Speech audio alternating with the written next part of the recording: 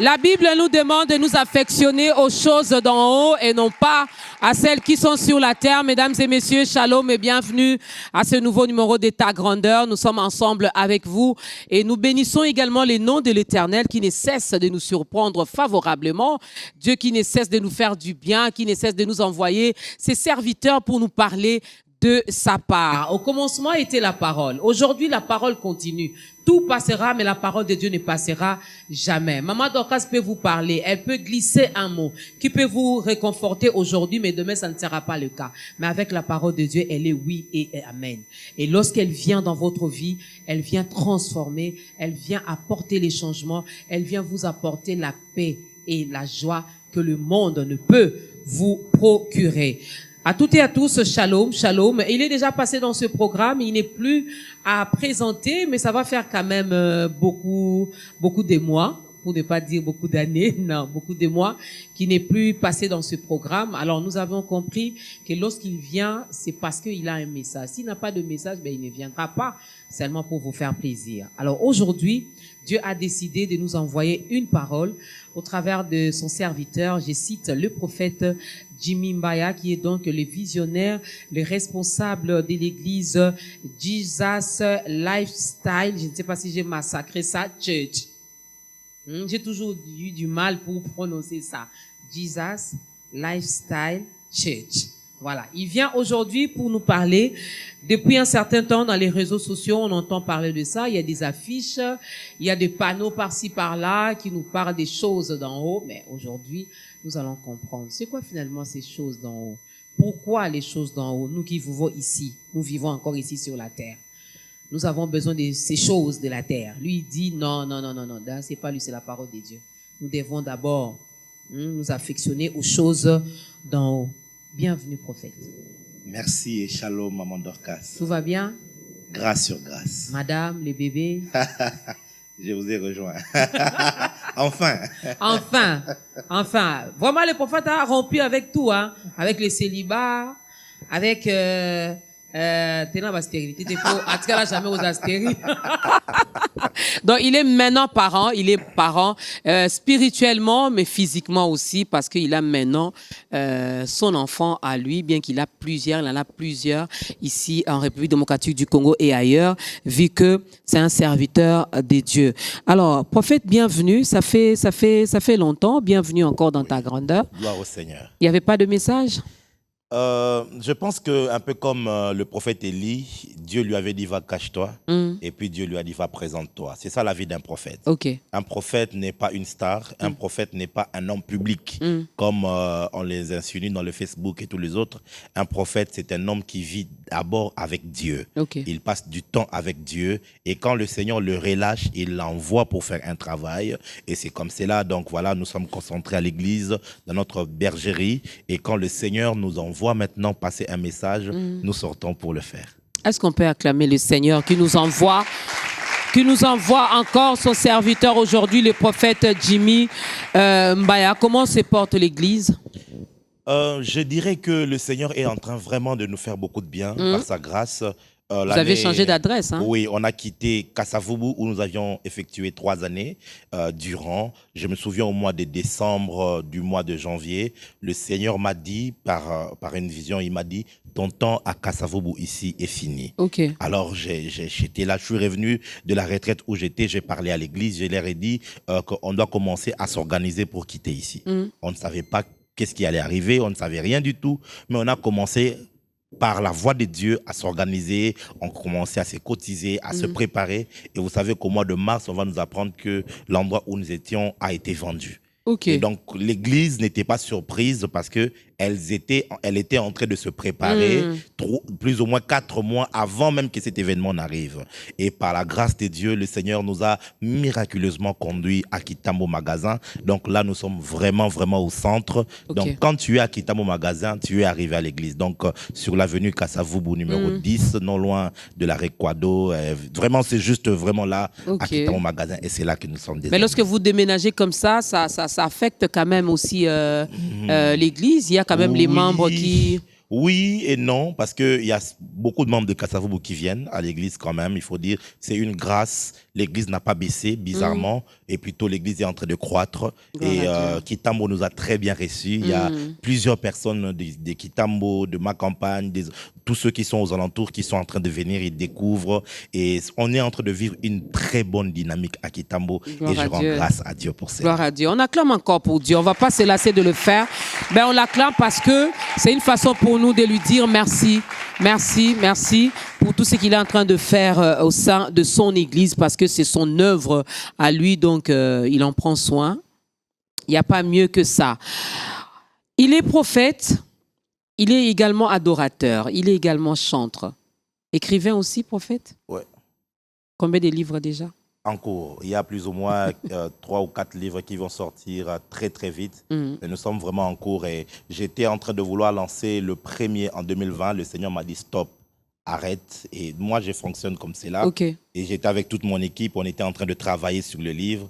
Et le Seigneur m'a dit stop, arrête. Et j'ai arrêté. J'attends que le Seigneur puisse nous envoyer encore et qu'il nous autorise de publier parce que c'est plutôt ça qui reste. Normalement, un enfant de Dieu doit fonctionner avec l'ego de l'Éternel. Quand il dit va, tu vas. Quand il dit ne va pas, mais n'y va pas. Sinon, tu risques de rencontrer des choses là-bas. Oh, Dieu t'avait dit de ne pas y aller.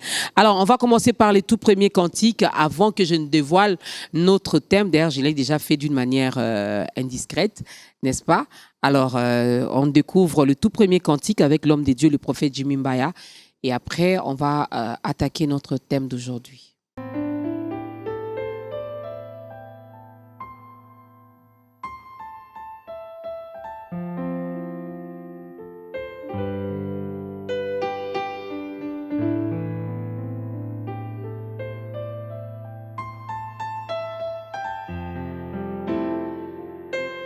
Ces cantiques, j'aimerais dire au Langui-Sanga en français, c'est tu m'as enivré. Notre Dieu nous a enivrés de son amour. Au Langui-Sanga, au Langui-Sanga, au Langui-Sanga, olangwisa ngae olangwisa motema na ngai yeswe yeswe yolangwisa ngae obouleversa ba pensée na ngai yeswe yeswe olangwisa ngae okotanga mikuwa kolo yeswe yeswe olangwisa ngae olangwisa ngae olangwisa ngae yolangwisa ngae yolangwisa ngae yolangwisa motema na ngai yeswe yeswe olangwisa ngae yo bouleversa ba pensée na ngai yeswe yeswe yolangwisa ngae yokotanga mikuwa yeswe yeswe yolangwisa ngae tu m'as enivré, tu m'as enivré, Jésus, tu m'as enivré, tu m'as enivré, yo, oh yes way, oh yes way, oh yes way, oh yes way, oh nkolo, oh nkolo, oh nkolo, oh nkolo, ah Jésus,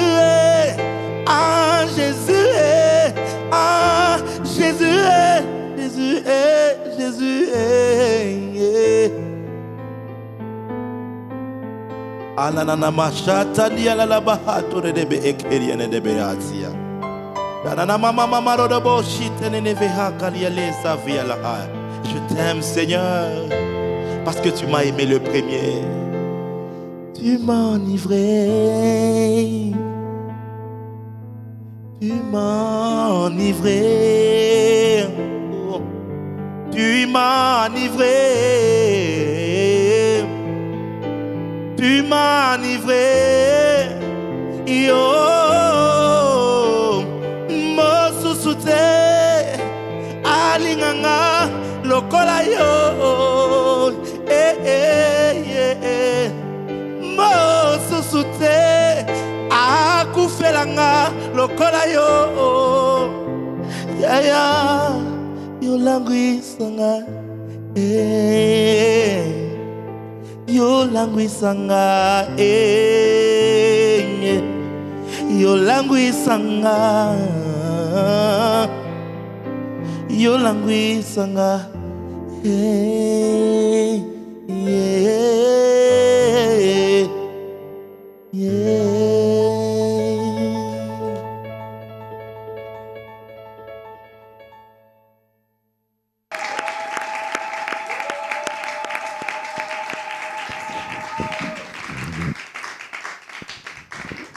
Olangwisanga, tu m'as enivré. Pour ceux qui ne comprennent pas le lingala, hein, lorsqu'on dit Olangwisanga, on dit à Dieu, tu m'as enivré.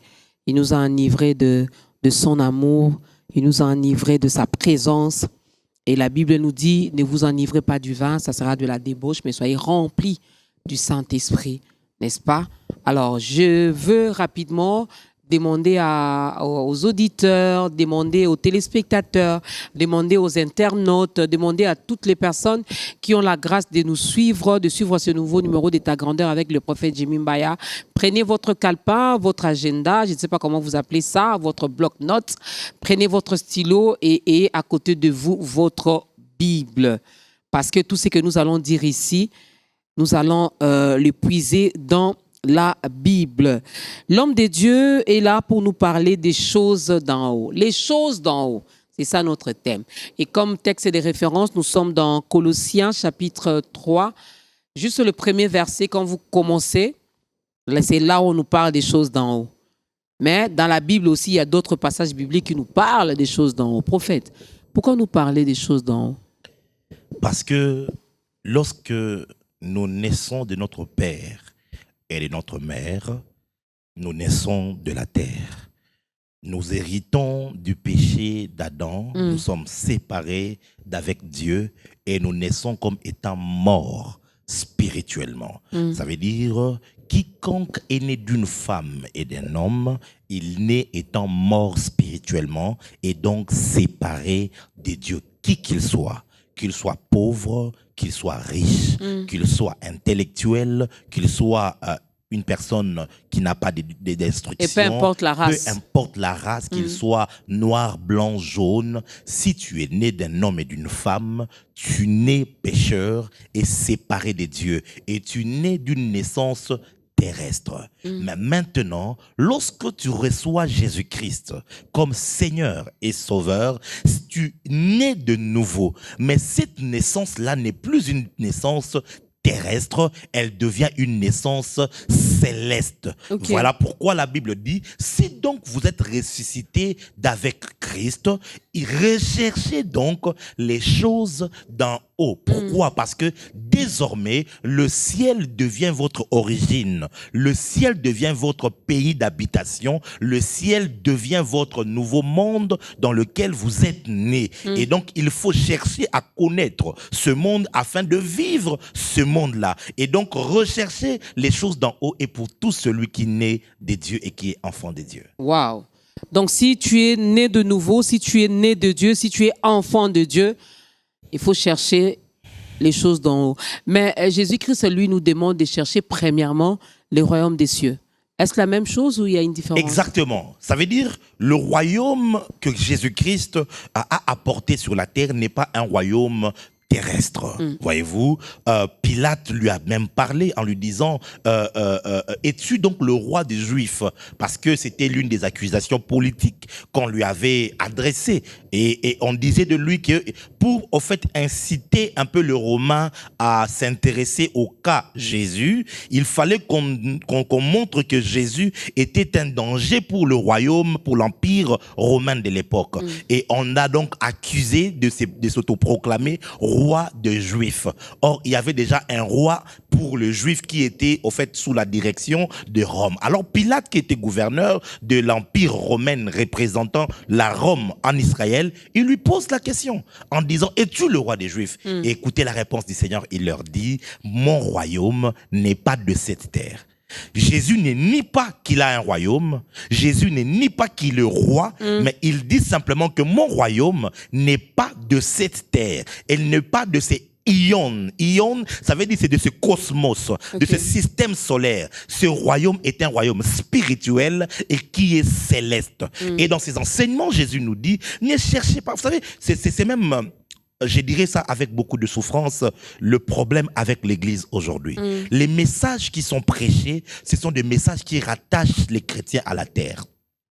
Ton mariage, ton voyage, tous les âges, hein, ton âge, ton âge, et tout ça là, mariage, blocage, freinage, toutes ces choses, ce sont des choses qui aujourd'hui, la mentalité de chrétien, c'est une mentalité terrestre, c'est une mentalité qui le rattache à la terre. Et tu vas voir qu'aujourd'hui, les chrétiens ne pensent même plus à l'enlèvement, ils n'évangélisent même plus. Pourquoi? Parce que, et tu vas voir, si c'est une réunion d'évangélisation, les chrétiens ne viendront pas, ils ne sont pas excités pour ça. Mais si c'est une réunion où on va te couper pas bien, on va briser. Couper. Là, tu vas voir que les chrétiens sont, parce qu'au fait, on les a ramenés sur des choses de la terre. Mais le roi de ces royaumes a dit ceci, notre Seigneur Jésus. Il dit, écoutez, cherchez premièrement. Le mot premièrement en grec, c'est le mot proton. Proton veut dire ce qui est premier en rang, qui est premier en qualité et en autorité. Ça veut dire la priorité d'un chrétien, c'est de rechercher le royaume des cieux et sa justice. Et il ajoute, le reste vous sera ajouté par-dessus. Ça veut dire quoi? Je vais donner un exemple. Pour ceux qui sont à Kinshasa, ils ont certainement suivi une pièce de théâtre nommée Moscovitch. Un bon Quinois et même un Congolais, généralement, ils savent. Même ceux qui sont en Europe et tout ça, ils connaissent ces pièces. Moi, j'avais pas beaucoup suivi ça. Un jour, je vais en Afrique du Sud, donc je rencontre une famille congolaise en Afrique du Sud, mais ils aimaient les théâtres. Mais qu'est-ce que vous regardez? Alors, je prête attention et je regarde. Dans cette pièce de théâtre, c'est un homme qui est allé en Europe. Il a passé plus de 30 ans. En revenant, il n'est revenu qu'avec beaucoup de livres, alors que la famille attendait qu'il amène les habits, les biens et tout ça. Il a amené que des livres. Donc, tout ce qu'il a fait, toute sa vie en Europe, c'était d'étudier. Alors, on montre bien comment est-ce qu'après un temps, il commençait à être humilié en famille, négligé, parce que, ben voilà, tu es revenu de l'Europe sans rien. Jusqu'à ce qu'un jour, il reçoit une nomination.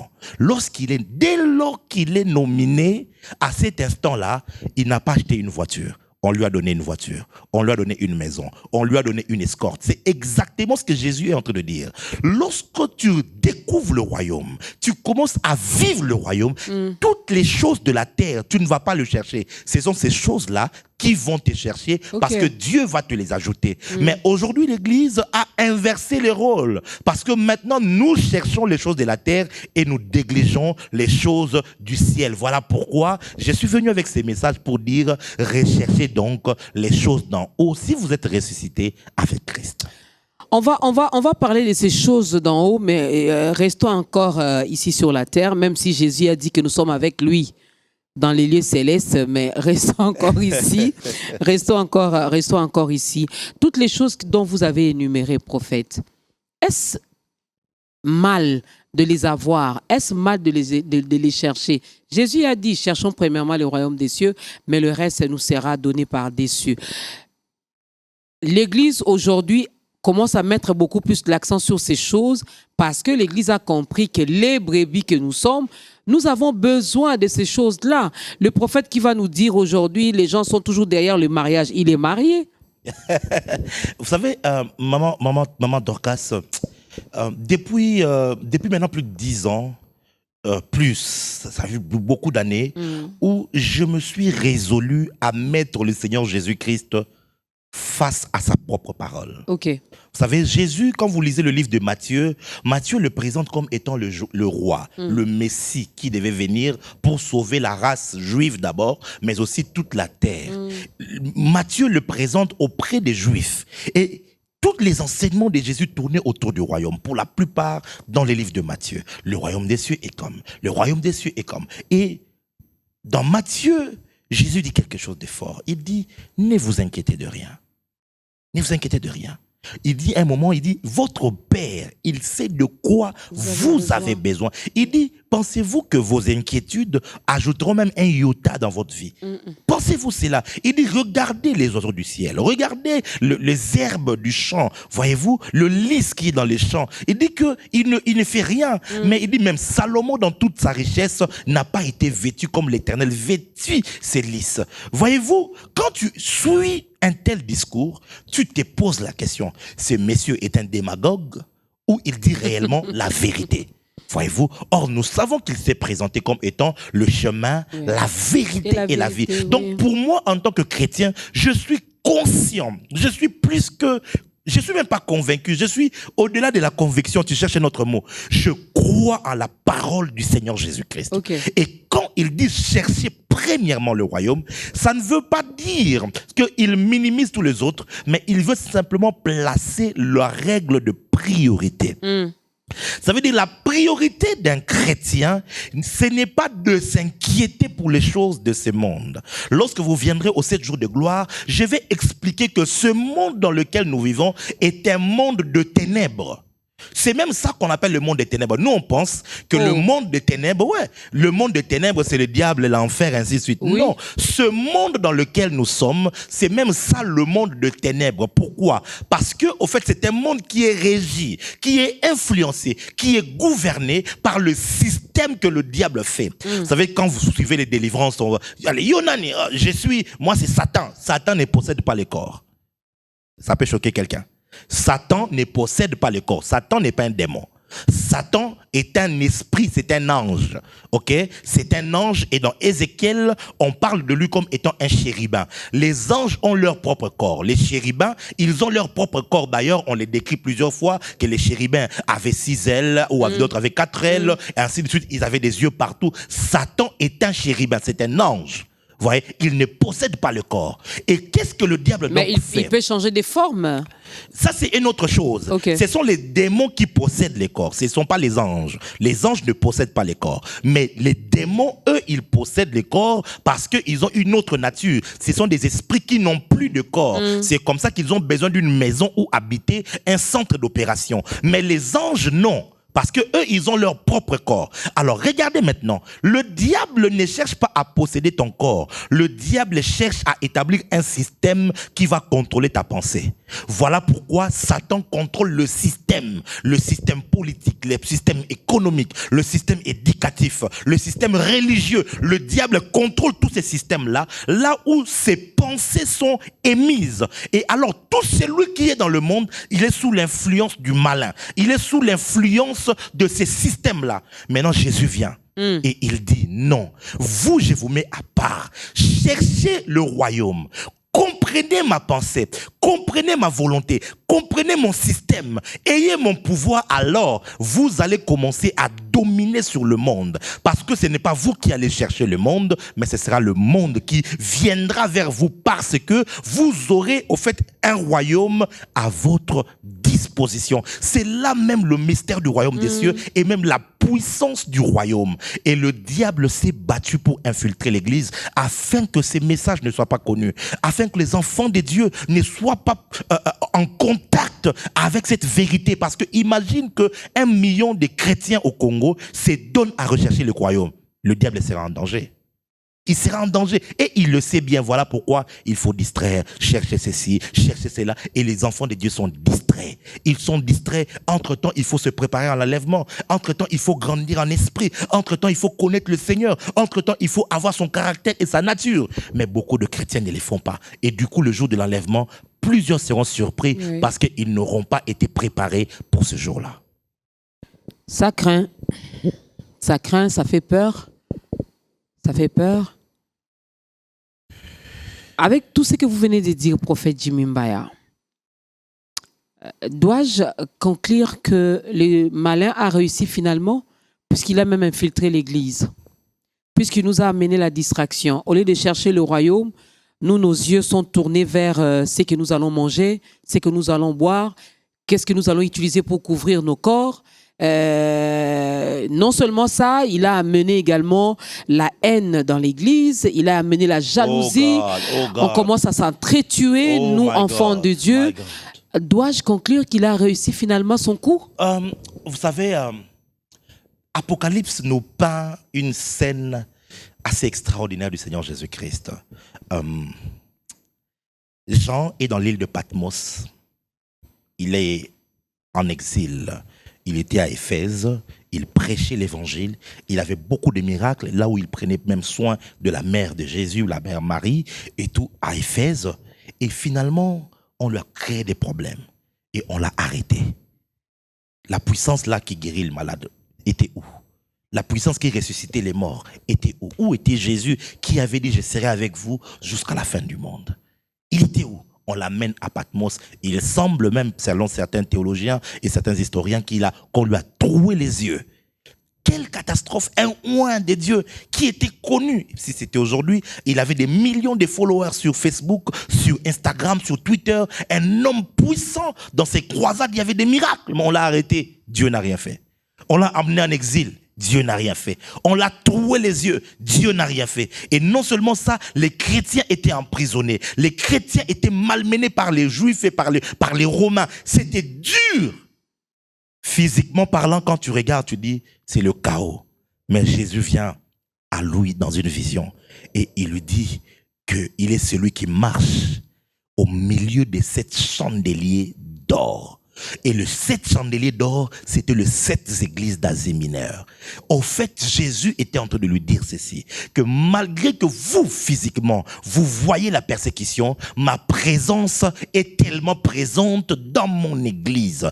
Le diable, le malin, ne pourra jamais battre l'église. Pourquoi? Parce que dans Matthieu chapitre 16, Jésus a dit, lorsqu'il a fait mention de son église, pour la toute première fois, Jésus a dit que tu es Pétros, tu es Pierre, et sur ce Pétra, cette révélation de Christ, je bâtirai mon église. Et puis il dit, les portes des séjours des morts ne prévaudront point contre elle. Ça veut dire quoi, maman Dorcas? Ça veut dire que prévaloir, ça ne veut pas dire ne pas essayer. Ils vont essayer.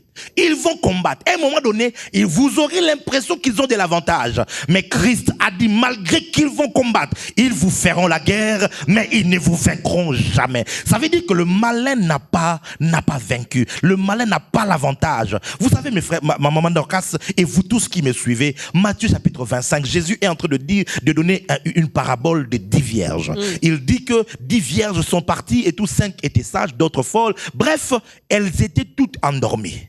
Elles étaient toutes dans la distraction, si on peut le dire ainsi. Parce que lorsque tu dors, l'apôtre Paul donne l'interprétation du sommeil. Il dit, réveille-toi, toi qui dors, réveille-toi d'entre les morts et Christ te relèvera. Ça veut dire que lorsqu'on dit que le vierge dormait, ça veut dire qu'elles avaient connu une mort spirituelle. Mais qu'est-ce qui les a réveillées, Madorcas? La Bible dit, et l'on cria. My God.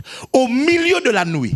On cria au milieu de la nuit, voici l'époux, allez à sa rencontre. Qu'est-ce que cela veut dire, maman Dorcas? C'est qu'il y a un message qui va amener le réveil dans l'église. Il y a un message qui va amener le bouleversement des choses et que le regard des enfants de Dieu puisse être de nouveau centré sur les choses d'en haut. C'est quoi ces messages? Ce n'est pas le message de la prospérité. Ce n'est pas le message de l'onction. Ce n'est même pas, si je peux choquer quelqu'un, le message de la sanctification. Ce n'est même pas ça. Le message était voici l'époux. C'est le message qui présentera Jésus-Christ. C'est le message qui révélera Jésus-Christ. Ce message-là seul est capable de réveiller l'église. Pourquoi? Parce que l'église est une épouse qui a été tirée de la côte d'Adam. La Bible dit que l'Éternel fit tomber Adam dans un profond sommeil. Oui. Je vous ai dit que le sommeil, c'est la mort. Et là, Dieu a fait une opération. Il a enlevé une côte et il a formé une femme. Christ, aussi le second Adam, sur la croix, il est entré à sommeil. Quand il est mort, on est venu percer sa côte et de l'eau et le sang sont sortis. L'Église est sortie de Jésus-Christ. Et puisque l'Église est sortie de Jésus-Christ, elle ne peut se réveiller que par le message qui lui apporte Jésus-Christ. Pasteur, prêchons Jésus à nouveau dans nos Amen. églises. Parlons de Jésus. Amen. Enseignons Jésus. Nous n'avons pas encore fini de parler de lui, de le peindre. Depuis Genèse jusqu'au Malachie, la Bible dit, ça parle de lui. C'était l'ombre des choses qui annonçait ce qui arriverait. Amen. Parlons de Jésus. Quand Jésus sera devenu le centre de nos messages, alors l'épouse se réveillera. Waouh, waouh, waouh. Eh oui, ça a un message, un bon message, un message profond. C'est vrai que y en a qui continuent à parler de Jésus, il y en a qui continuent à prêcher Jésus, mais en tout cas, la plupart de nos églises maintenant nous présentent que des choses éphémères, des choses passagères, des choses que, comme nous disons ici en Lingala, chez nous en RDC, les matabisi. Hein? C'est que Dieu nous a promis de nous ajouter là après avoir cherché premièrement le royaume des cieux et sa justice. Ce qu'il nous a promis d'ajouter là, c'est ce que nous courons derrière ça. Or, normalement, ce sont ces choses-là qui doivent courir vers nous. J'aime bien ce que tonton Jaco avait dit un jour. Il m'appelle, je lui dis, je n'ai pas d'argent. Il me dit que Lukangote, il y a un des Lukao. Yes, c'est ça même. Ne va pas chercher. Et il y a un Lukao. Un enfant de Dieu ne doit pas être agité. Non. Jésus aujourd'hui, Jésus demain, Jésus après-demain, nous ne devons que prêcher Jésus. C'est quoi ces choses d'en haut? Qu'il vienne aux 7 jours de gloire, on va en parler. Vous savez, Maman Dorcas, j'aimerais juste peut-être faire des emphases, des petites emphases pour aider quelqu'un. Oui. Peut-être qui est au Gabon, au Cameroun, qui nous suit. La parole dit ceci: si vous êtes ressuscité avec Christ, le si, c'est inconditionnel. Il dit donc le seul moyen pour que nous puissions reconnaître que réellement une personne est ressuscitée avec Jésus, nous allons pouvoir voir un symptôme, un signe. Il va avoir la soif des choses d'en haut. Imagine que l'on vous apprenne aujourd'hui, depuis tout ce temps, que vous êtes américaine et que vous avez un héritage qui pèse des milliards. Ne chercheras-tu pas à savoir concernant cet héritage-là? Est-ce que je laisserai même cette personne terminer sa phrase ou je vais déjà commencer à chercher? Parce qu'une fois que tu découvres ton origine et que tu sais que ton origine est richissime, tu vas chercher à connaître c'est quoi alors, qui est mon père, qui est ma mère, qui sont mes frères, eh bien, où est mon héritage, ça se passe comment, que dois-je faire pour avoir ça? C'est ce que la parole est en train de dire. Si, parce qu'il y a beaucoup qui sont parmi nous qui ne sont pas nés de nouveau, qui sont des religieux, qui au fait n'ont rejoint juste l'église par un certain mouvement. Oui. Vous savez, un jour le Saint-Esprit m'a choqué et j'ai prié pour l'église. Ça m'arrive très souvent, je prie presque jamais pour moi, je prie que pour l'église corps de Christ, je prie pour les hommes des dieux du monde et tout. Et pendant que j'intercédais, l'Esprit de Dieu m'a dit, regarde ce peuple. Et je commence à voir une grande foule. Et il m'a dit, regarde, ils ne sont pas nés de nouveau. J'ai dit, comment? Et il me dit, ce n'est pas parce que quelqu'un a fait une prière d'acceptation que la personne est sauvée. Ok. Hi. Ok. Ça m'a choqué.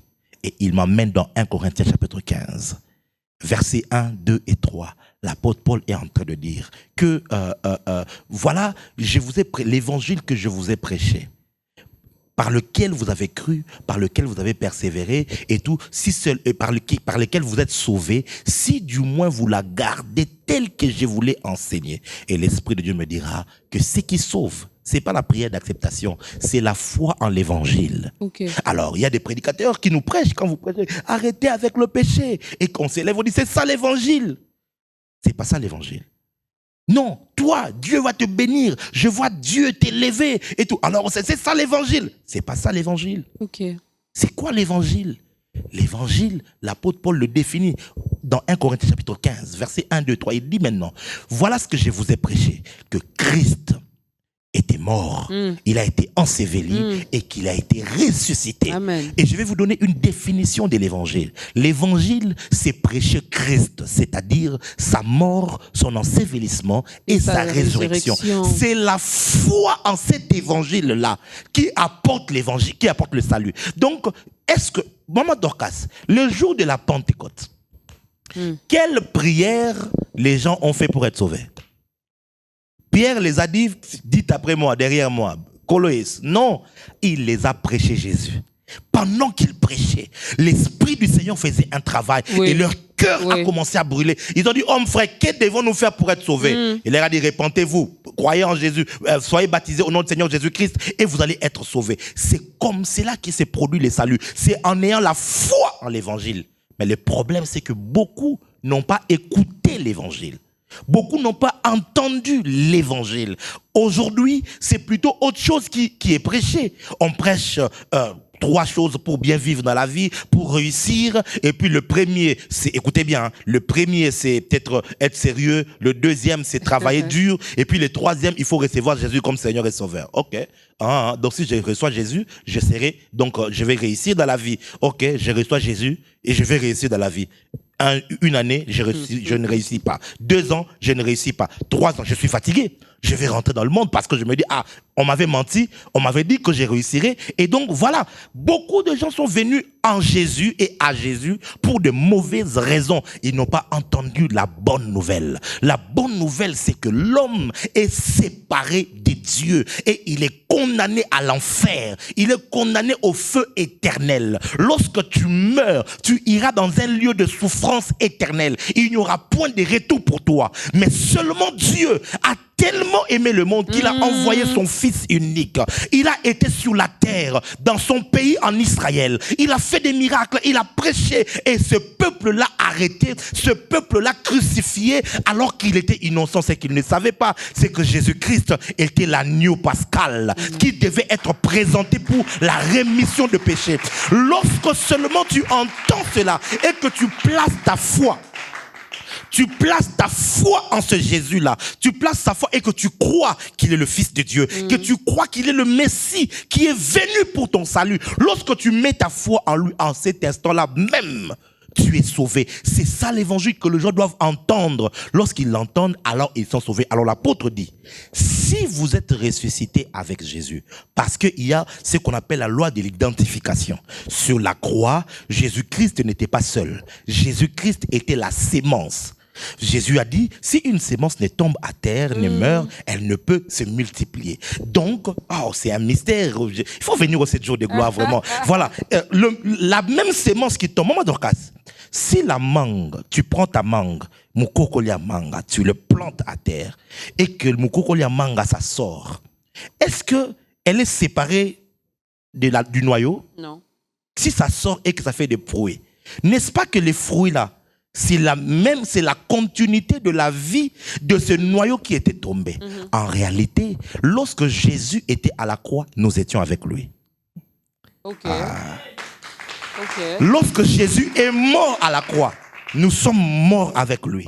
Lorsque Jésus est ressuscité de mort, nous sommes ressuscités avec lui. Parce que lui, il est notre identification, il est notre noyau. Et nous tous qui croyons en lui, nous sortons de lui et recevons. Alors l'apôtre est en train de dire, si cette réalité est vraie, on va le savoir par votre capacité à rechercher les choses d'en haut. Voilà comment je saurai que tu es réellement ressuscité avec Jésus. Tu auras la soif de connaître le Seigneur. Tu auras la soif de découvrir le monde de Dieu, le royaume des cieux. Je ne parle pas la soif de connaître la spiritualité. La spiritualité est pour la plupart, l'Esprit de Dieu m'a dit, faites attention à ce piège qui est en train d'entrer dans l'église aujourd'hui, le piège de la spiritualité.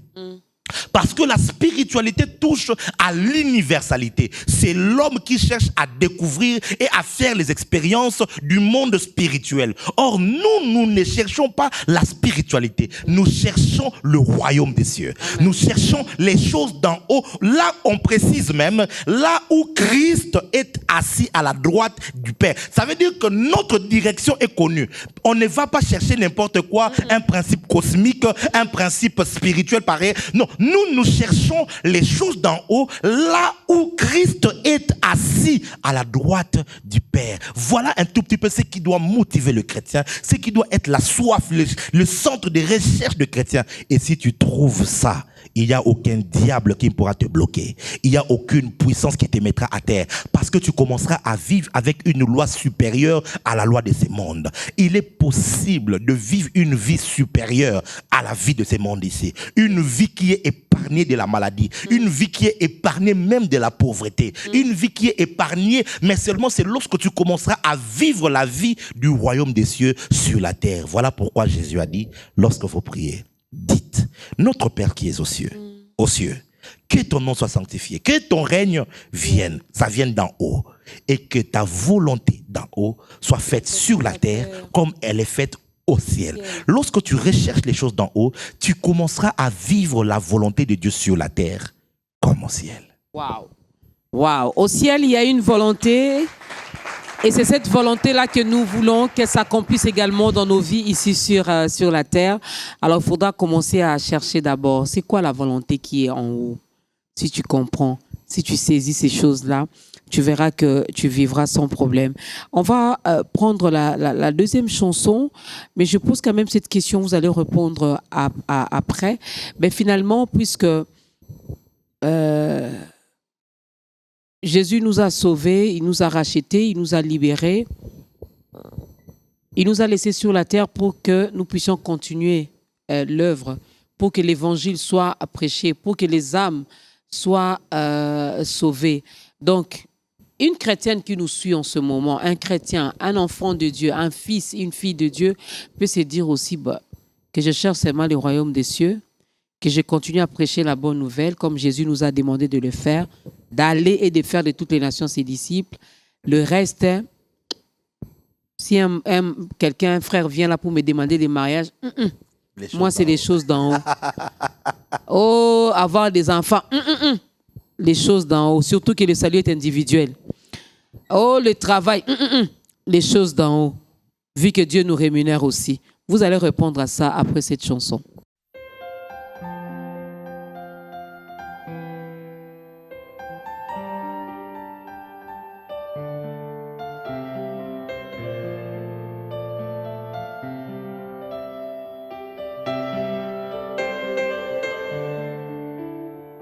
Molimo na Nzambe, molimo na nkolo, nalingaka yo,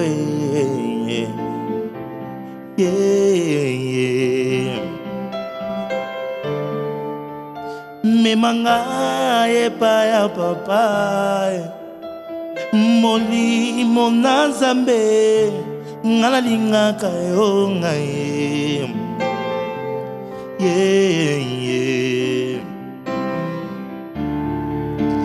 Fanda okati nanga molimo na Nzambe nalingaka yo ngaye kayo molimo na Nzambe ngayo nalingaka yo molimo na bomoi nanga nalingaka yo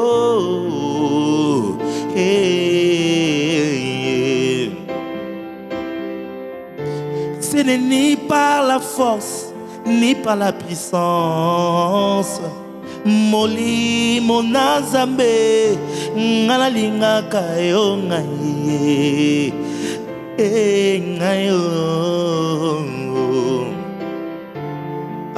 Révèle-moi Jésus, Esprit du Dieu vivant, moi je t'aime, Esprit du Dieu vivant. Révèle-moi les choses d'en haut, Esprit du Dieu vivant, moi je t'aime, molimo na Nzambe. Sans toi je ne suis rien, Sans toi, je ne peux rien, mon ami. Esprit du Dieu vivant, mon ami, mon ami, mon ami, oh, mon ami, oh, mon ami, oh, mon ami Saint-Esprit, mon ami, viens, mon ami, oh, réponds, mon ami, oh, mon ami, oh, mon ami, je t'appelle, mon ami, viens, mon ami, entends, mon ami, oh, mon ami, oh, le monde c'est peur, le monde c'est mère, mon ami, oh, viens, mon ami, accorde-moi l'onction, accorde-moi puissance, mon ami, mon ami, mon ami, mon ami, mon ami, je soif, mon ami, je faim, mon ami, mon ami, mon ami, ton peuple est là, mon ami, attends, mon ami, mon ami, repends ton onction, repends ta puissance, mon ami, mon ami, mon ami, sans toi je ne suis rien, sans toi je ne peux rien, mon ami, moi je t'aime, Esprit du Dieu vivant.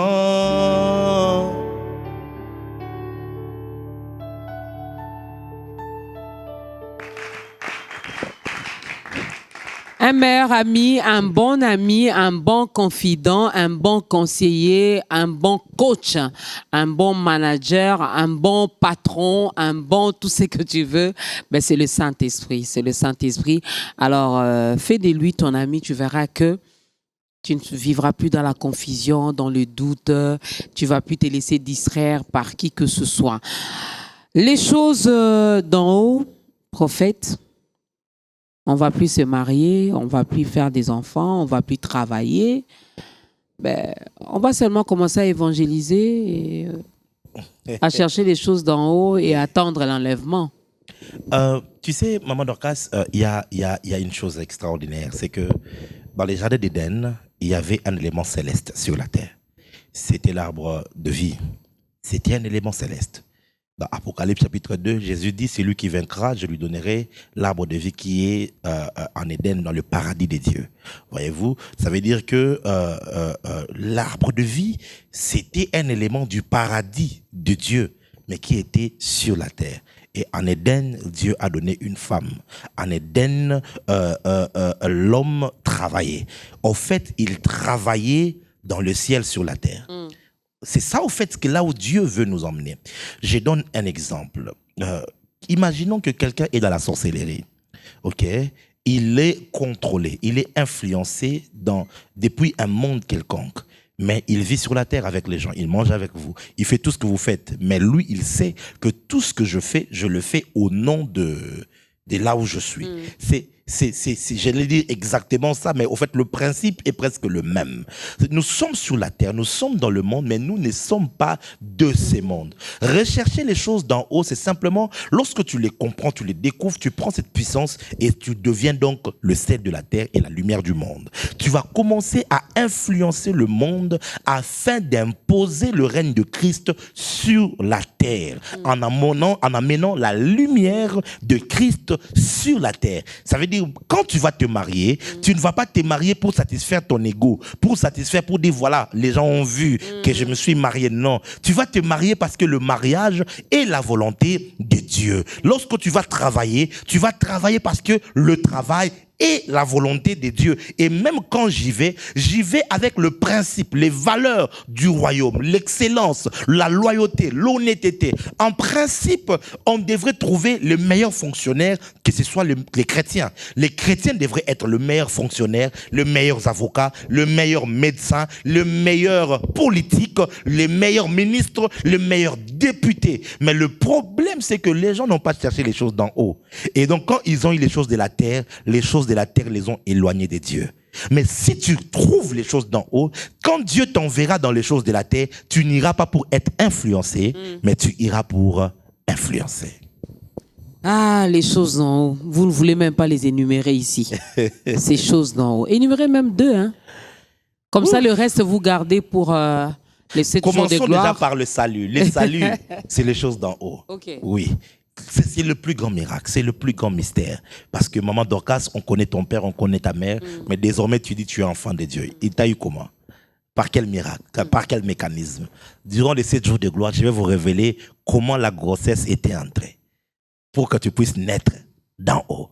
Et c'est écrit dans la parole de Dieu. Voyez-vous, c'est les choses d'en haut. La vie éternelle. Okay. Lorsque nous recevons Jésus, nous n'avons pas d'abord la guérison, le miracle. Non, la vie est, afin que quiconque croit en lui ne périsse point, mais qu'il ait la vie éternelle. Les Zoé, c'est le genre de vie que Dieu mène.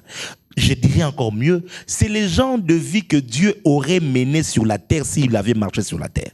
Comment Dieu allait marcher? Est-ce que Dieu allait être affecté par la pandémie? Est-ce que Dieu allait mourir de faim? Vous voyez, face au problème, comment Dieu allait opérer. Cette manière d'opérer de Dieu sur la terre, c'est ça le Zoé que Dieu prend et il te donne. Comment manifester cela? Comment opérer dans la puissance d'en haut? Face aux difficultés, face au combat qu'il y a devant nous, face à l'enfer qui s'élève devant nous. Comment utiliser la puissance d'en haut? Parce que Christ a dit, cette puissance-là, ça viendra d'en haut. Voyez-vous? Et comment utiliser cette puissance-là pour accomplir notre mission sur la terre? Il y a tellement de mystères. Je parlerai, s'il faut dire peut-être de ce que je dirais durant les 7 jours de gloire, je parlerai du mystère de la montagne de Sion. Je parle, mes frères et sœurs, si tu es à Kinshasa, il y a une chose qu'il ne faut pas faire, c'est de manquer le 7 jours de gloire. Parce que les choses que nous allons dire, je suis pasteur de fonction, je dirige l'église, mais je suis de ministère, je suis prophète. Un prophète enseigne la parole, mais il apporte la révélation de Dieu de manière actualisée.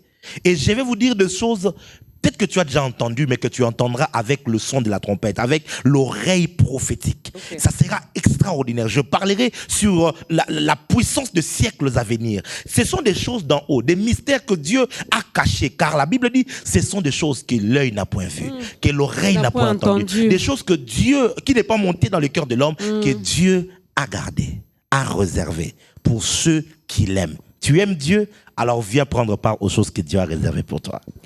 J'ai une question qui est montée dans mon cœur. Pourquoi pas commencer d'abord par, je sais, vous êtes fils aussi, et vous êtes de la nouvelle génération, je vais les dire comme ça, parce qu'il y a des pères devant vous, il y a des anciens, il y a des mbiaka, comme on dit, qui sont devant vous. Alors, on nous a apporté un autre message. Nous nous sommes déroutés un peu, je vais le dire comme ça, bien que ça peut choquer, mais c'est comme ça que ça monte dans mon cœur. Nous avons détourné notre regard de l'essentiel vers des choses périssables. Pourquoi pas commencer avec ces messages d'abord par les porteurs ou les annonceurs, les prédicateurs, les prophètes, les évangélistes, les docteurs de la parole, pour les aider aussi à changer finalement leur façon de nous prêcher. Parce que jusqu'aujourd'hui, il y en a qui sont encore accros à la prospérité. Ce matin, j'étais également dans les réseaux sociaux. J'ai vu beaucoup d'hommes de Dieu sont maintenant dans les coachings. Ouais. C'est comme si ces coachings vont nous amener au ciel. Voilà. C'est comme si le mariage va nous amener au ciel. Or, ma Bible me dit, on sera à 2 sur les lits, mais l'un peut-être montera, l'autre restera. Alors, pourquoi pas d'abord commencer avec eux, avant de venir chez nous? Nous, les brebis, bien sûr. Je crois que avec l'organisation, nous avons préparé des invitations pour les hommes de Dieu. Et si tu es homme de Dieu et que tu aimerais participer, tu nous contactes par les numéros qu'on donnera à la fin et on pourra te faire parvenir l'invitation que tu viens d'écouter.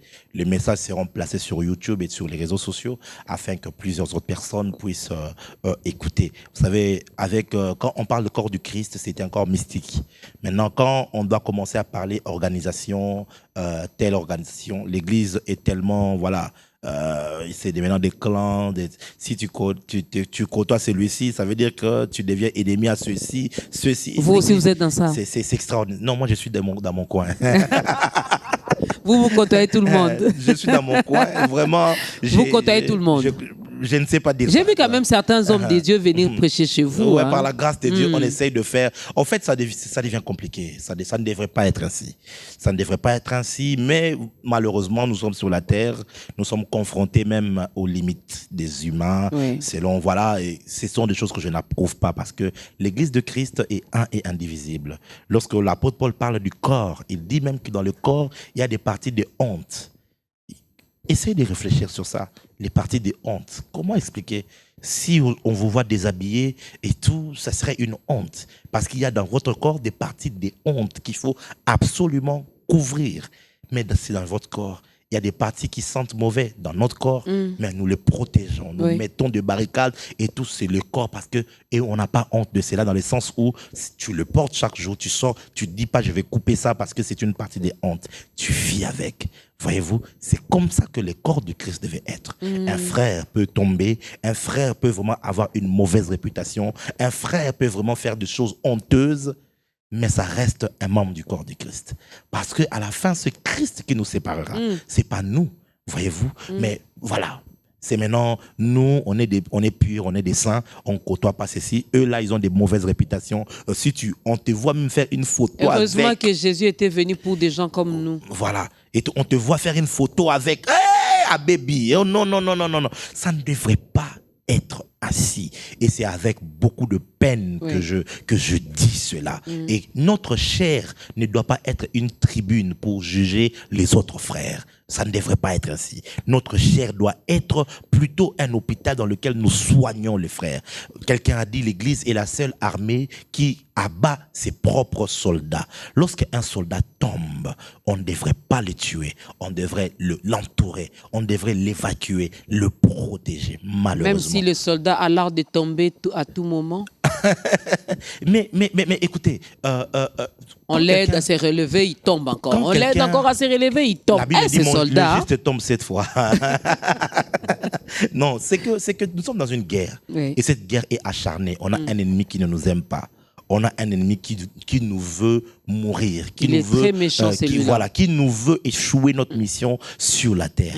On a vu des hommes de Dieu qui hier ont eu de l'impact et ils ont connu des problèmes. Tu penses que Dieu acclame parce que son ministère s'est éteint ou parce qu'il a eu des problèmes? Non, c'est lui qui acclame, c'est le diable, parce que c'est lui qui avait envoyé cette femme sorcière, qui avait envoyé cette dame pour lui faire tomber avec de l'argent et bien de choses. L'Église devrait plutôt être un mur de protection, un rempart d'intercession pour les autres personnes, même quand on n'aurait pas les mêmes... Parce qu'on peut avoir des divergences et tout ceci, croyances là, la femme doit être voilée, la femme ne peut pas être voilée, la femme peut prêcher, la femme ne peut pas prêcher et tout. C'est des divergences, mais nous servons le même Seigneur. La Bible dit Christ n'est pas moins prêché, tant que Christ est prêché. Mais malheureusement, donc aujourd'hui, dire qu'il faut aller auprès d'eux, ça devient très compliqué. Ce que nous faisons, c'est que nous préparons les invitations, nous envoyons à tout celui qui se sent honoré par nous et qui peut venir.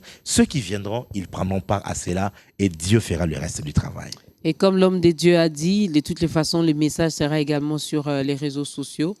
Donc même les hommes de Dieu qui sont en dehors de la RDC, qui sont loin de l'Afrique, vous allez avoir l'occasion également de suivre ces messages qui est vraiment très, très, très important. Nous avons été plusieurs fois victimes de ça. Lorsque vous invitez telle personne à votre manifestation, il vous pose la question de savoir, est-ce que X sera là? Si X sera là, non, moi je ne peux pas parce que j'évite. Et si seulement Jésus nous avait évités. Oh, Seigneur. Moi, là, Dorcas, je serais qui aujourd'hui? Heureusement, il ne m'a pas évité, il m'a invité et il m'a donné la vie éternelle. Ça, j'aime. Il ne t'a pas évité, mais il m'a invité. Mais il t'a invité. Waouh, n'évitons pas, invitons. C'est fort, ça arrive, ça arrive. La Bible dit, c'est Dieu qui le dit, cette fois mon serviteur tombera. Donc, c'est prévu, ça peut arriver. Ça peut arriver. Soyons également, comme la Bible dit, que les forts soutiennent les faibles. Ah, ça fait mal au cœur. J'espère que le message est passé. Dans les choses d'en haut, je reste dans ce que nous venons de dire. Où est la place de l'amour? Maman Dorcas. L'amour, ça fait partie des choses d'en haut ou Thérèse? Je vais vous raconter une expérience spirituelle que j'ai eue il y a plusieurs années en arrière. J'étais dans ma chambre et j'ai été visité par le Seigneur de manière particulière. Et un ange de Dieu est venu et il m'a pris. J'étais ravi pour être emmené au ciel. 2008. J'ai fait un voyage en esprit et nous arrivons dans ces pays pavés d'or. Vous savez, le ciel est réel. On ne prêche pas de rêve. Bien-aimé, toi qui es encore là en te posant des questions, Jésus était blanc, il est venu pour le blanc, pas pour le noir. À la fin des comptes, la mort existe. Et quand tu es face aux messagers de la mort qui viennent du séjour de la mort, c'est là que tu te rends compte que tu as passé ta vie dans une distraction extraordinaire et cette fois-ci, maintenant, tu iras dans un lieu de souffrance éternelle. Mon frère, je suis arrivé à cet endroit. Le mur n'avait pas de commencement, n'avait pas de fin, mais il y avait un mur très élancé et les fondations, il y avait comme quelque chose que je ne peux pas vous expliquer ici. Et les portes se sont ouvertes. Et j'ai entendu bienvenue dans le royaume des cieux. Et je suis entré. Quand tu entres à l'intérieur, c'est comme si tout te dit, sois le bienvenu. Tout te sourit. C'est comme si l'air parle, communique avec toi. C'est comme si les plantes communiquent avec toi. C'est comme si la terre communique avec toi. C'est tellement vivant. C'est tellement beau. Et le Seigneur m'a pris. Il a commencé à me faire visiter cette cité. Il a commencé à me faire visiter. Et j'avais l'impression, après cette vision, que j'avais fait peut-être 1 minute. Vraiment, c'est l'impression que j'avais fait. C'est comme si je suis poum, et puis poum, je suis revenu.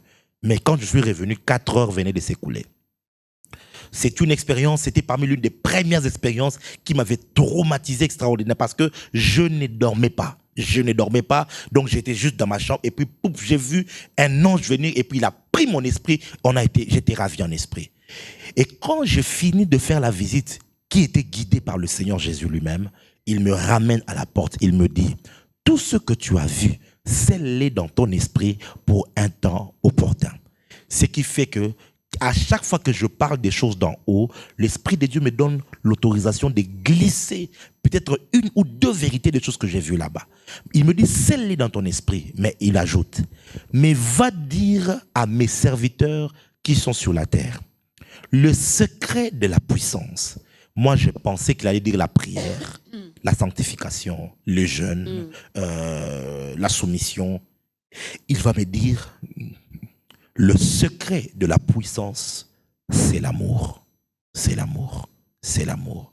C'est l'amour. Et puis, je suis revenu.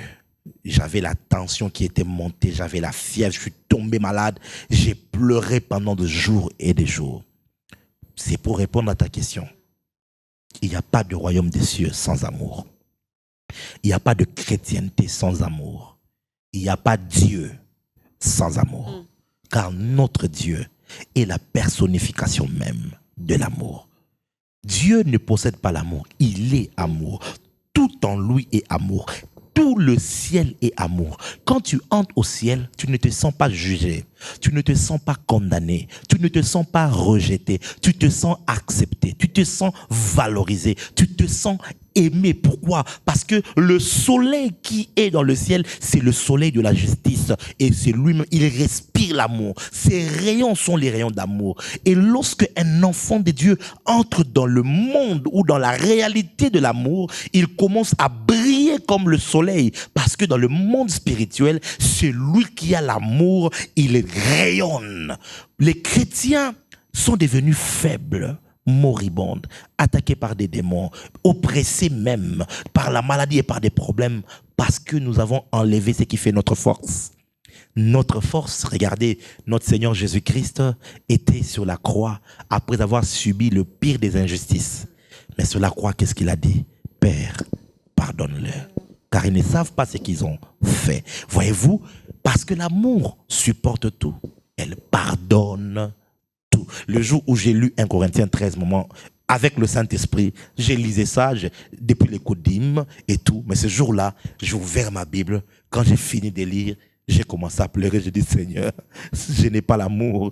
Ça même, je ne saurais même pas avoir ça. Parce que l'amour par lequel nous pouvons vivre ici sur la terre, ce n'est pas l'amour éros, c'est l'amour agapé, c'est l'amour de Dieu. Cet amour-là, elle est surnaturelle. Quand Dieu le met dans ton cœur, même si quelqu'un te fait du mal, tu l'aimes seulement, tu le pardonnes seulement, et tu vis avec la personne parce que tu as l'amour. Écoutez-moi, chrétien, nous avons prié, nous avons jeûné.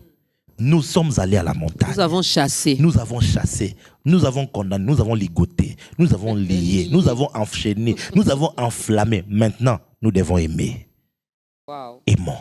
Aimons-nous les uns les autres. Et aimer, c'est pas dire simplement j'aime ma sœur. Non. Aimer, c'est pardonner. Aimer, c'est supporter.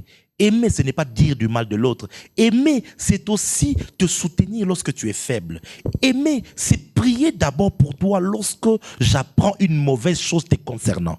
Mais aujourd'hui, on attend scandale. Maman Dorcas Moutakalisé. Ça, c'est les chrétiens qui vont aller prendre les mégas et ils vont publier et en disant, oh Dieu, vraiment, on savait seulement que ça allait finir comme ça. Donc, si tu savais que ça allait finir comme ça, tu attendais. Donc, tu deviens sorcier. Au lieu d'intercéder. Le chrétien, c'est maintenant le temps de nous aimer. Jésus a dit, si vous vous aimez les uns les autres, ce n'est que de cette manière-là que le monde saura que vous êtes mes disciples. Sommes-nous disciples de Jésus? Alors aimons-nous. Voilà pourquoi le monde commence à se moquer de nous. Voilà pourquoi, parce qu'il y a scandale à gauche et à droite. Et c'est entre nous, nous qui sommes du même royaume, nous nous divisons, nous nous insultons, nous commençons à dire le mal les uns des autres. Et ça, ce n'est pas bien. L'amour, j'ai aimé, c'est que le prophète a dit. Nous avons tout fait. Ninto salité. On a tout fait. On a prié, on a gêné, on a chassé, on a lié, on a ligoté, on a envoyé le feu, on a même tiré. Moi, j'ai vu dans une église, on va tirer maintenant à gauche. Bou, bou, bou, bou. On a tiré, on a lancé des bombes. On a tout fait. Aimons seulement. Aimons seulement. Prophète Jimmy, puisque vous nous aimez et que nous vous aimons et que vous aimez aussi ces âmes qui sont encore de l'autre côté, dans les troubles, dans les tourments, dans les grincements des dents, ils ont compris, ou elles ont compris, qu'en dehors de Jésus-Christ, il n'y a pas de vie. Il n'y a rien de bon. Regardez votre caméra, aidez cette âme, aidez ce cœur, aidez cette personne à donner sa vie à Christ. Jésus a donné une parabole du riche et du pauvre Lazare. Et le riche a vécu sur la terre dans l'opulence et le pauvre Lazare était pauvre. Il mangeait ce qui tombait de sa table. Mais un jour, les deux sont morts. C'est ce qui me choque et c'est ce qui m'inquiète. Je pensais que le riche allait avoir une espérance de vie plus grande que celui du pauvre. 2020 nous a prouvé que les pays riches, les pays développés, les pays stables, où la santé est bien organisée, ils ont connu de millions de morts. C'est les États-Unis qui comptent le plus grand nombre de morts aujourd'hui. Après, c'est le Brésil. Mais le Congo, avec tous nos problèmes, avec le pays très endetté, les pays pauvres, ainsi de suite, Dieu nous a épargnés. Que tu sois riche, que tu sois pauvre, on a une constante, c'est que tous nous mourrons. Mais après la mort, Jésus nous amène à voir de l'autre côté. Il dit que le pauvre était dans le sein d'Abraham et le riche était dans le lieu du tourment. Et là, il était en train de demander au père Abraham qu'on lui envoie même une goutte d'eau. On ne pouvait pas parce qu'il y avait une gap qui les séparait. Et puis, regardez ce que le riche dit. Il dit, s'il te plaît, envoie Lazare, qu'il aille prévenir mes frères, qu'ils ne viennent pas là où je suis. C'était un homme riche. tu me suis, tu es peut-être dans l'occultisme, tu es dans la sorcellerie, tu as de l'argent, tu as des biens, tu as étudié, tu es intellectuel. Cet homme riche était comme toi. Mais il a dit que mes frères ne viennent pas où je suis, parce que c'est un lieu de souffrance.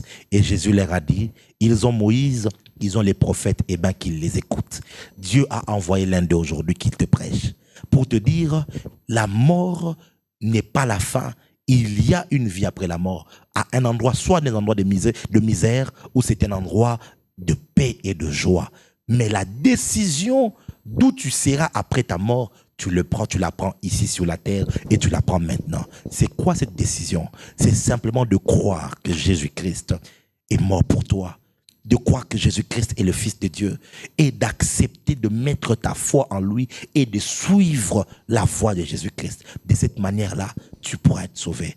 Et si tu prends cette décision aujourd'hui, tu peux juste mettre ta main dans le cœur. J'aimerais prier avec toi. C'est ta prière, mais je te prête le mot. Dis après moi, je crois dans mon cœur que Jésus-Christ est Seigneur. Et je confesse de ma bouche que Dieu le Père l'a ressuscité des morts. Et puisqu'il est vivant, je prends la décision de placer ma foi en lui, de le suivre jusqu'à la fin de mes jours. Amen. Laisse-moi prier pour toi. Father, in the name of Jesus, je prie maintenant que la puissance du salut soit déployée, que le Saint-Esprit touche toute personne qui vient de faire cette déclaration afin de provoquer la nouvelle naissance. Accorde-leur le salut, c'est donc gratuit que tu leur as promis. Au nom de Jésus-Christ, je déclare que tu es sauvé. Je déclare que tes péchés sont pardonnés. Et je déclare qu'après ta mort, ou même si Jésus est venu, tu seras enlevé. Au nom de Jésus-Christ. Amen.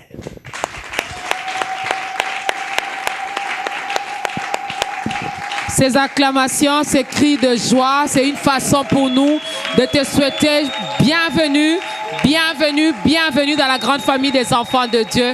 Il y a de la place pour tout le monde. Bienvenue. Lorsque nous acclamons ici, au ciel, il y a déjà une fête qui est organisée parce que toi, tu viens de dire oui à la personne de Jésus-Christ. Alors, il ne suffit pas seulement de dire oui, comme le prophète l'avait dit. Oh non, j'ai récité la prière. Non, ça ne suffit pas. N'est-ce pas? Trouve-toi une église locale où on te prêche Jésus parce que tu dois consommer la parole et c'est cette parole qui t'aidera à grandir spirituellement. C'est cette parole qui t'aidera aussi un jour à être de l'autre côté et à aider aussi une personne à entrer dans la grande famille des enfants de Dieu. Si tu n'as pas une église d'attache, Jesus Lifestyle Church existe. Tout à l'heure, on aura l'adresse, mais sinon, si vous êtes en dehors de la RDC, on pourra toutefois vous orienter vers une église locale où on prêche le Seigneur Jésus-Christ. Alors, qu'est-ce que nous pouvons retenir puisque nous arrivons déjà à la fin? Qu'est-ce que nous pouvons retenir? Le prophète a refusé de dévoiler beaucoup de choses ici. Juste le salut, juste la vie éternelle, mais ce sont là les deux choses d'en haut. Mais il y en a plein. Il faudra prendre part aux 7 jours de gloire. Avant de parler des 7 jours de gloire, un dernier mot pour aujourd'hui, prophète, par rapport à notre thème. Jésus-Christ doit revenir et redevenir le centre de nos messages. Amen. Prêchons Jésus, parlons de Jésus, enseignons le message de Jésus-Christ. C'est ainsi que l'épouse va se réveiller et sera préparée en l'enlèvement. L'Esprit de Dieu m'a dit qu'il y a une génération, non pas des prophètes, non pas de pasteurs, non pas des apôtres, une génération des voix. Amen. Ouais, ce seront des voix qui porteront le message, qui sonneront de la trompette. Je les ai vus comme étant une grande armée. Il y avait des vieux, il y avait des jeunes, il y avait des personnes intellectuelles comme des illettrés parmi eux. Mais chacun d'entre eux tenait avec sa main droite une trompette. Et quand il les sonnait, je voyais des morts ressuscités. Et le Seigneur m'a dit, c'est mon armée que j'ai réservée, que je préparais en ces temps de la fin.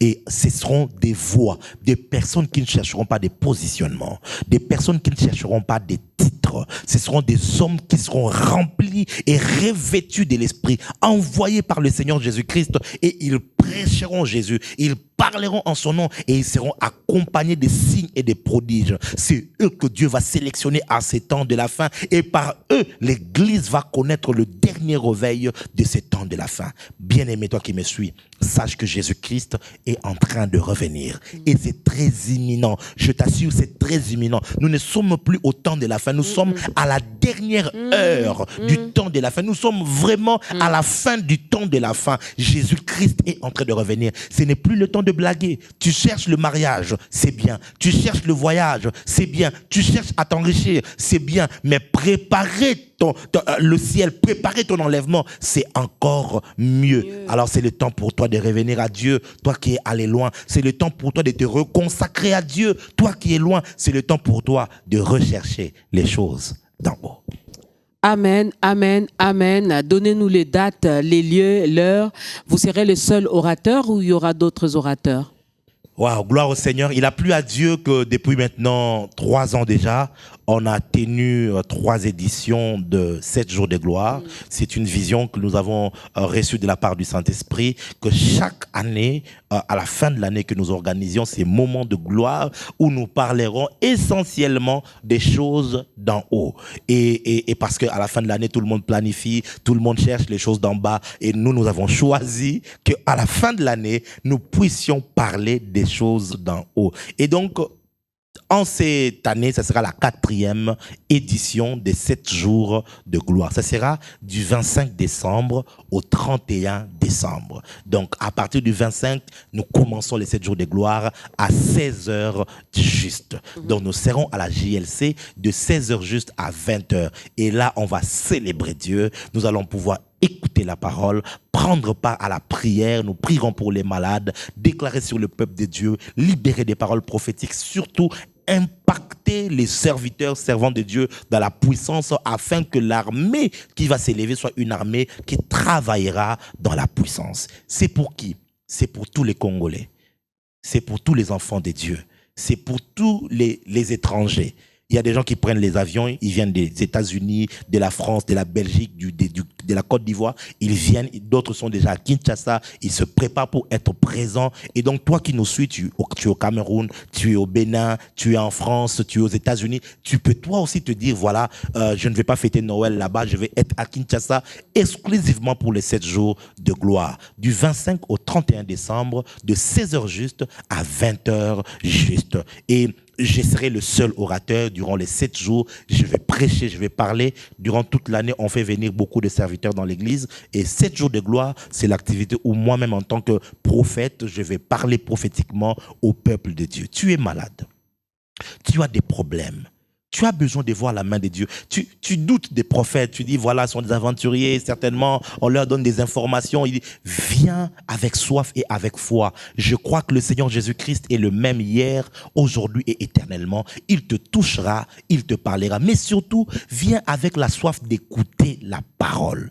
La parole qui sera annoncée sera une parole qui va booster ta foi, qui va amener ton esprit à un autre niveau. Nous sommes à Kitamo Magasin. Donc, quand tu es à Kitamo Magasin, que tu viennes de partout, à Kitamo Magasin, tu es déjà à l'église.